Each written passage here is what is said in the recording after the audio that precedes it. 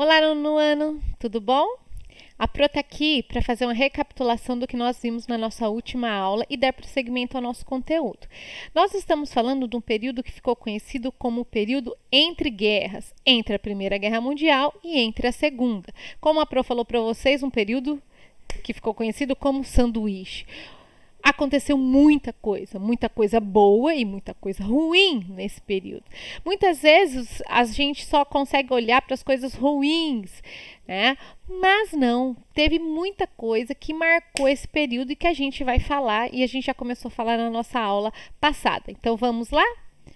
Bom, o período entre guerras então se deu no final da Primeira Guerra Mundial até o começo da Segunda. Então vocês já colocaram e vocês colocaram na última aula, foi o período de crise, foi o período de crise. Então, porque a gente só pensa na crise, né? E a gente vai ver aqui alguns fatores positivos, né? Em questão de desenvolvimento artístico, cultural, que marcou também esse período. O pós-Primeira Guerra Mundial é um período bem antagônico. Se a gente for analisar com o viés da Europa, a gente vai ver uma Europa aí em cacarecos, né? Que sofreu porque a guerra se deu dentro do seu território, as cidades totalmente destruídas, o campo totalmente revirado porque foi o palco para a guerra, né? Com trincheiras abertas, com bombas que caíram, as indústrias também estavam totalmente aquelas que não foram atingidas pelos bombardeios também estavam falidas, né? Tinha muita coisa ruim acontecendo na Europa naquele período. É um filme bem legal, não sei quantos já assistiram, mas eu deixo aqui como sugestão para vocês, é o Zoológico de Varsóvia. Esse filme está passando lá na Netflix, ele está nesse período aqui, no período da Primeira Guerra Mundial. Então, dá para caracterizar muito essa questão de como ficavam as cidades, né? As pessoas morrendo de medo, as bombas caíam dentro das cidades. Então, que vocês, quem ainda não viu, que possa estar vendo, né? Senão, se a professora ficar falando muito, vai dar spoiler, tá? Mas é muito legal, né? Essa questão de retratar isso. E também, né, a guerra termina e como que fica a vida das pessoas pós, então, a Primeira Guerra. Bom, se a Europa estava nesse caos, né, em contrapartida, os Estados Unidos estava feliz da vida, rindo à toa. Lembra que a Pro falou que os Estados Unidos entra na guerra, todo mundo fortão, bonitão, né? Todo vai lá, resolve o problema e volta para casa. Só um ponto que eu quero salientar nessa questão aqui dos Estados Unidos é que eu vi uma reportagem esses dias falando sobre a gripe espanhola, que se deu, né, a peste da gripe espanhola, né, deu-se no ano de 1918, no finzinho da Primeira Guerra. E os soldados americanos voltaram para a América com o vírus da gripe espanhola. Então, assim, só para fazer aí um parêntese do que nós estamos vivendo hoje, dessa pandemia toda do coronavírus, mas lá em 1918, com o final da guerra e com o regresso dos soldados americanos, mais de 1 milhão de norte-americanos acabaram contraindo a gripe espanhola devido, né, eles estarem lá na Europa no período que essa pandemia começou, tá? Então, só para fechar esse parênteses aqui. Então, voltando, além da gripe, né, que causou um alvoroço, só que a maioria dos autores não colocam que a gripe espanhola foi um fator que causou desconforto para os Estados Unidos. Quase ninguém fala, só mostra que os Estados Unidos estavam muito bem, saíram do lado vencedor, estava desenvolvendo a sua indústria maravilhosamente bem, tinha muito dinheiro e estava emprestando dinheiro para o mundo todo. É isso que os autores colocam. Talvez depois dessa pandemia toda, os nossos livros também façam essa reflexão em relação ao contágio aí dessas grandes pandemias da história da humanidade, certo? Então eles estavam aqui muita mudança. Olha só, né? As indústrias crescendo. Foi nesse período aqui que Ford começou a fabricar carros à torta e direita, né? O Ford T. Então todo mundo tinha que ter um Ford, teria que ter um carro. Então estima-se que um carro naquela época custava $127. Então, assim, algo super acessível. Então, é um carro bem sequinho, né? Sem luxo nenhum, mas o que? Para popularizar o automóvel. Então, ele era preto e ele era, né, sem gracinha, mas Ford fez isso. E Ford veio, né, gente, marcar também a história aí. Se você vai fazer administração, você estuda o Fordismo, porque ele cria, né, uma linha de produção aí, inova na questão da indústria para o mundo todo, certo? E aqui também, nesse período, Ford vem até aqui no Brasil, viu, gente? Lá na Amazônia tem uma cidade chamada Fordlândia. A Pro não vai dar para passar aqui para vocês agora, mas fica também a dica aí para que vocês possam conhecer. Ford veio e montou uma cidade lá na Amazônia para utilizar da borracha brasileira, que vocês viram lá na apostila passada, que a gente já comentou sobre isso. E vem, então, no tempo áureo da produção da borracha aqui no Brasil, Ford acabou se beneficiando porque utilizava da borracha brasileira nas suas indústrias, né? E como a borracha brasileira teve aquela queda devido a todos aqueles problemas que a gente já viu, Ford vai embora, leva todos os seus funcionários e a cidade ficou lá, montadinha, né? Ninguém sabe o que fazer. Se alguém algum dia vai tomar providências em relação àquilo, tá lá uma cidade fantasma. E também, na questão da agricultura, ocorre a mecanização. Então, começam a utilizar máquinas mais pesadas, né, maiores, para aumentar a produção agrícola estadunidense. A produção é em grande escala e o comércio também, gente, tanto interno quanto externo. Então, o estilo norte-americano, American Way of Life, né? Então, eu consumo mesmo, eu quero, eu tenho. Não, eu quero, eu posso, eu tenho. Esse era o lema deles, né? Então, eu quero, eu posso, eu tenho. Por quê? Quanto que é? Pago. Né? E essa mentalidade, bombou no mundo todo, né? Olha os Estados Unidos, o povo lá é o povo rico, é uma terra de sonhos, a terra de liberdade. Então começa a ir para o restante do mundo esse burburinho que lá nos Estados Unidos todo mundo conseguia enriquecer, né? É a terra do tio Patinhas, não sei quantos já assistiram, né? Ele nadando lá no sua caixa forte, né? Então cresceu esse slogan, esse pensamento, né, que a América era uma terra de igualdade, oportunidades e de riqueza. Estava ali, era só ir lá.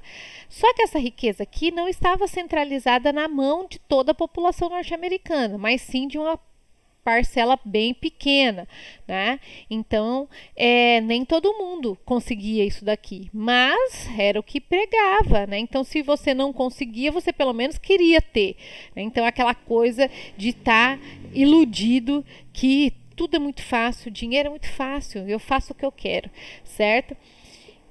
Em contrapartida, né, com esse desenvolvimento, com esse boom do dinheiro, né, o boom da economia norte-americana após a Primeira Guerra Mundial, também quem se beneficia é a indústria cinematográfica, que nasce fortíssimo, né, devido a tanta circulação de dinheiro assim. Então, a cultura norte-americana começa a se desenvolver, a criar novos estilos, novos rostos, né, novas figuras. Então, a indústria cinematográfica também se afirma por meio de Hollywood. Né? Os valores norte-americanos agora começam a ser difundidos em qualquer lugar.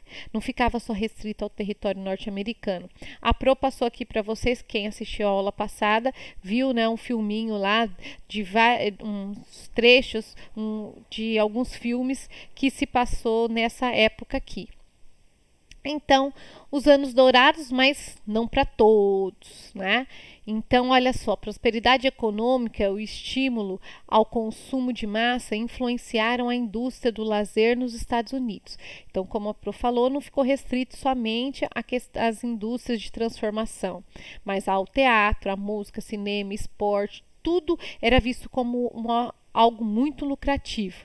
Né? Essas mudanças impactaram também o comportamento das pessoas, o comportamento da mulher norte-americana que sai de casa para trabalhar, que coloca uma roupa e pode sair, fuma em público, né? Então a mulher começa a ganhar espaço, tem direito ao voto, né? A mulher branca, né? Primeira mulher branca, a mulher negra só, ó, em 1965. Então, ó, 40 anos depois, né? Mas ela começa a ganhar espaço, ganhar notoriedade, né? Ela começa a ter um novo estilo, né? Novos padrões de vestimento. Então, nada de tão apertado, de tão padronizado. Então, olhem aqui, ó, as imagens, né?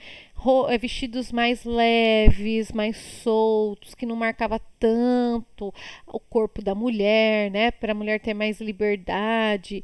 Então, olha, saltos mais baixos, certo? Então, olha a mudança. A questão musical ganha também, gente, um novo padrão, né? Então, ritmos novos, como o caso do jazz, né, com o uso de equipamentos de sopro, né? Aqui nós temos aqui, ó, saxofone, trompete.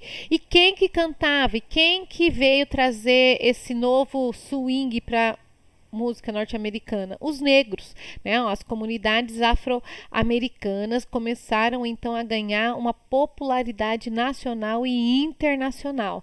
Então saíram dos guetos e foram, né, para as rádios, para os grandes festivais, novos estilos de dança. Então aqui a gente tem, ó, o Charleston e o Foxtrot, né, também de origem africana, se popularizou por todo o país, né? De certa forma, de uma forma ficou positivo, só que a contrapartida é que velhos problemas sempre estiveram presentes na sociedade norte-americana. Essa questão segregacional, né, marca a história desde a fundação das 13 colônias, aonde que as colônias do sul foram colônias escravocratas, né, que utilizou a mão de obra escrava, e então isso, né, marca a história dos Estados Unidos para sempre, porque até hoje, nos dias atuais, a gente ainda vê problemas raciais nos Estados Unidos. Quem assiste as séries, né, a gente vê aí muito esses problemas são bem levantados. E o que me marcou, não sei quantos das meninas aí assistem Grey's Anatomy, né? E agora lançou a Estação 19, que é junto, é uma série só que é de bombeiros e junto. E nessa série mostrou um médico, um cirurgião negro, né, e ele foi parado por um policial branco. E ele teve que ser humilhado, né? E ele falando que ele era cirurgião, que ele trabalhava, onde ele trabalhava, que ele era bombeiro de Seattle, e mesmo assim o policial fez ele deitar no chão, né? Fez toda aquela coisa toda. E ele se sentiu muito humilhado, né? Só porque ele era negro. Então essa questão racial nos Estados Unidos é algo ainda que vai, né, se delongar por muito tempo. Mas nesse período aqui, já que a cultura negra começou a ganhar espaço, movimentos contrários, né, de pureza branca, como é aqui o caso da Ku Klux Klan, ou KKK, então desde lá do início da história, da Guerra Civil norte-americana, né, a Guerra de Secessão, a KKK sempre esteve presente, a Ku Klux Klan sempre esteve presente, e agora, nesse período da década de 20, não fica de fora, né? Eles começam a fazer movimentos contrários a essa valorização da cultura negro-afro-americana. Bom, como a Pro falou para vocês, esse tempo áureo não foi para todos, né? Os trabalhadores aqui, eles tinham uma jornada de trabalho muito grande, não tinham seguro-desemprego, trabalhavam muito, não tinham os direitos sociais assegurados, as atividades sindicais eram vistas como criminais, porque estavam com medo que fossem ideias socialistas vindas da União Soviética. Então eles temiam que tudo que pudesse vir pregar uma igualdade de direitos sociais pudessem estar contaminadas com o socialismo. Então nem todo mundo, nem todo americano conseguiu usufruir desses anos dourados dos Estados Unidos, né? Então, como eu falei para vocês, além de tudo isso, né, também teve esse probleminha aqui na questão que ficou conhecida como a Lei Seca. Então, o que foi essa lei seca? Da onde que veio esse problema? Já a lei seca é uma ideia do século XIX, voltou a ser difundida durante a Primeira Guerra Mundial, quando houve a necessidade de racionar alimentos, dentre eles o trigo e outros cereais que eram a base da produção das bebidas destiladas, as bebidas alcoólicas. Professora, mas por que houve a necessidade de racionar alimentos? Porque muitos trabalhadores foram para a guerra, o campo ficou com falta de trabalhadores e o foco era a guerra.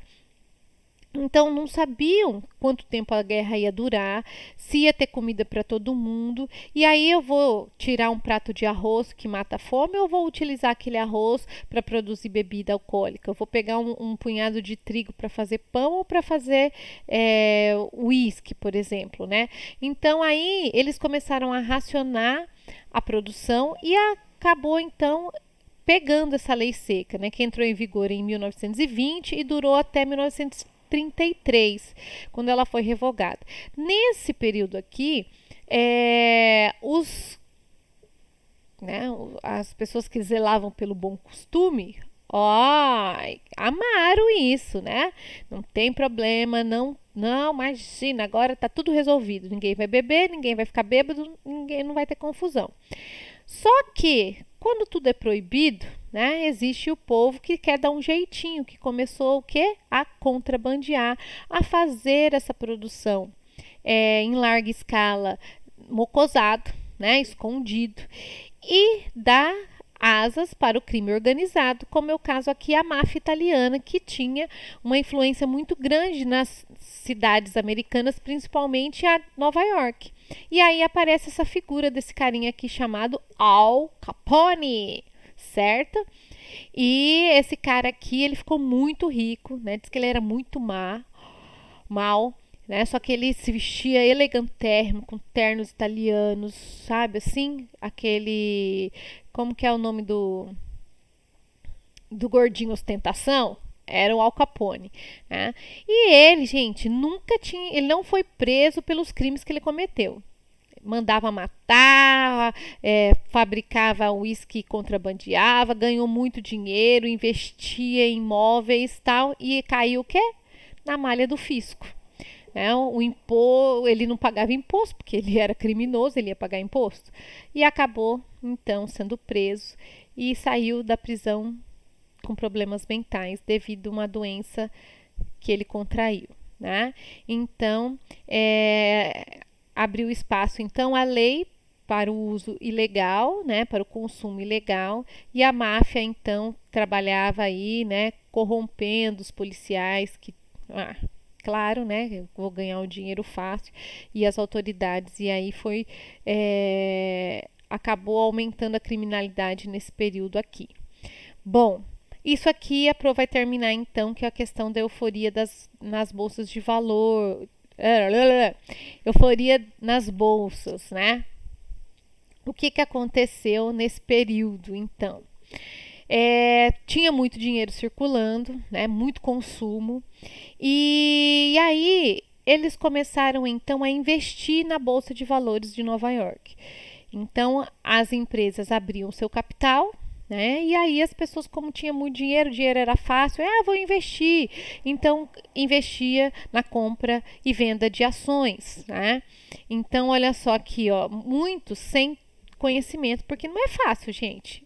Né? O investir na bolsa de valores é considerado um investimento de alto risco, porque não é fácil, do mesmo jeito que a ação valoriza, ela desvaloriza, né? Então são ondas assim, e os estudiosos dessa questão desse investimento falam, né, que você tem que saber a hora de vender e a hora de comprar. Então não é para qualquer um. Só que nesse período aqui, ó, o povo estava comprando, estava vendendo, estava ganhando dinheiro, porque tinha muito dinheiro circulando.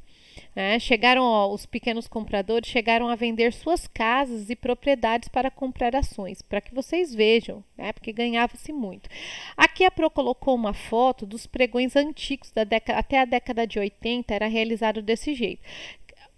As pessoas que trabalhavam, né, ficavam com um telefone sem fio na orelha e era uma bagunça, sabe? A gente que é da década, né, dessa década aqui que pegou, você, a bolsa fechou, não sei o que, e passava as reportagens dentro da bolsa de valores, principalmente aqui de São Paulo, da Bovespa. Olha, era muito difícil de entender, né? Era papel picado para cima, era uma coisa mesmo. E hoje, com a era tecnológica, olha só como que né, a bolsa de valores hoje. Então você só precisa de um smartphone. Então a mudança aqui na inovação desse período aí. Então as pessoas acabaram investindo na bolsa, faziam grandes financiamentos. Tinha gente que abria a empresa fantasma e colocava a empresa lá na bolsa, né? Abria o capital e falava que a empresa estava ganhando muito dinheiro, e aí as ações eram vendidas, só que a empresa nem existia, sabe? Começou aquela bolha de especulação. Então aqui a Pro falou para vocês, para que vocês pudessem, fazer os exercícios, né? Lá a atividade 1, que a gente vai corrigir sexta-feira, certo? Só que essa euforia não durou muito tempo, né? Então vamos ver. Primeiro, a prosperidade norte-americana se fez às custas de graves problemas estruturais do país que eles não estavam, né, preparados e que não foram reparados, como é o caso, né, desse boom. E outra coisa, gente, quando houve a mecanização da agricultura, em contrapartida, houve muito desemprego também. As pessoas que trabalhavam no campo não tinham mais emprego. Então, como a Pro falou, o tempo áureo, né, os anos de ouro, foi para uma pequena parte da população. A grande massa da população tinha que trabalhar muito para ter alguma coisa. Então, ó, a concentração de renda ficou na mão de poucos. 90% da riqueza pertencia apenas a 13% da população. É muito pouco, é muito dinheiro na mão de pouca gente. A mecanização da indústria gera, então, desemprego. Há essa manipulação dos preços das ações devido a tudo isso. Então, muitas vezes as empresas eram fantasmas, né? Eu era amigo do fulano, então vamos lá que eu vou querer ganhar um dinheiro aqui porque eu quero investir ali. Tudo de errado que podia estava acontecendo nesse período. Olha, vender ações que tinham, né? Mas de repente não tinha mais, tinha muita ação no mercado e de repente não tinha mais comprador, porque todo mundo já tinha comprado, todo mundo já era dono de ações, e aí o dinheiro começou a acabar, e aí aconteceu o ponto máximo, que aqui, ó, 1929, a crise atingiu seu ponto máximo, provocando falência, desemprego, morte, porque muita gente se matou. Consequentemente, a estagnação do país, com reflexos de todas as nações capitalistas. O problema do capitalismo é isso, né? A questão econômica ser interligada. Então, se acontece um tsunami lá do outro lado do país, do outro lado do mundo, e impacta em países capitalistas, eles chegam aqui. Certa vez, um presidente da República falou que a crise de 2008 nos Estados Unidos ia chegar aqui no Brasil igual uma marolinha. Demorou, mas chegou e ó, pá, não foi marolinha não, o negócio chegou aqui, tenso, certo? Então, todos os reflexos acabam chegando. E aqui nesse período aqui, que era o início né, dessa questão de valorização da imagem dos Estados Unidos como uma grande potência internacional, chegou forte em todo mundo que dependia deles, né? O crash da bolsa, ficou conhecido como Quinta-feira Negra, lá em Nova York, foi um dos símbolos da crise financeira dos Estados Unidos. Olha aqui, gente, o povo às ruas. Muita gente não estava entendendo, porque muita gente dormiu milionária e acordou paupérrima, né? E olha lá, ó, o crash, né, da bolsa, e o povo lá no meio das ruas, querendo saber, querendo entender, e muita gente desempregado, muita gente passando fome, muita gente passando necessidade mesmo, tendo suas casas sendo confiscada por bancos porque tinha colocado como hipotecado para investir. E olha, pensa, né? E esse período ficou conhecido então como o da Grande Depressão, né? Então a economia foi 10 anos, ó, de glória, tá de 19, vai até 29. Aí, depois de 29, leva uma rasteira, e aí depois demora 10 anos para voltar a crescer, né? Os impactos, então, foram mundiais, né? Os Estados Unidos deixaram de fazer os empréstimos, principalmente lá para a Europa, né? Então, aí veio, né, ficou feio, porque Hitler pegou e ficou raivoso com tudo isso. E olha só, os Estados Unidos, em 1929, ele exportava 5,2 bilhões de dólares, até 1929. Em 1932, somente 1 bilhão, 0,6. Exportações, né? Olha só, 4 bilhões e depois 1 bilhão. Certo? Então, isso aqui foi assim, né? Até reerguer tudo isso aqui demorou 10 anos. Aí vem, quando tá tudo bem, outra guerra para acabar com tudo, né? E a crise também chegou até o Brasil. Como que chegou até o Brasil? Os Estados Unidos eram o maior comprador de café do café brasileiro. Brasil dependia unicamente até 1929 da produção cafeira, né? Um país totalmente que valorizava somente o ouro negro. Então, os barões do café, né, em São Paulo, né, a gente viu lá a política do café com leite, mandava, desmandava, rico, tal. E o Brasil dependia unicamente do café. E, de repente, o nosso maior comprador de café, como a gente viu, que eles pararam de importar, né? Pararam de importar. O que aconteceu? Brasil quebrou, gente, quebrou. Não sabiam o que fazer com tanto café. Meteram fogo nos cafezais. Colocaram fogo nas colheitas que já estavam armazenadas. Olha, o café era utilizado para ser combustível das Maria Fumaça, né? Ó, aqui, ó, né, as pessoas, as autoridades colocando fogo nas pilhas e contam, né, que o cheiro que era exalado pela queima do café chegava a quilômetros de distância, porque era muito café que foi queimado aqui. O governo brasileiro comprou muitas sacas de café para tentar manter um pouquinho a economia estável, mas não tinha o que fazer, gente. Você ia dormir em cima de café, você ia comer café, você ia tomar banho com café, não dava, né? Porque o produto tem limitações. E por mais que as pessoas tomassem café, mas tinha tanto café que dava para fazer rios de café nesse período aqui. Então o Brasil também foi impactado pelo problema da crise de 1929 nos Estados Unidos, certo? Então eu espero que vocês aí, quem assistiu a aula, recapitulou o que a gente já viu, né? E terminou aqui. E quem não viu, né, pode estar aí vendo, anotando na sua apostila. Aproveitem o tempo e até sexta-feira com a tarefa feita, hein? Atividade 1 a gente vai corrigir. Tchau, gente!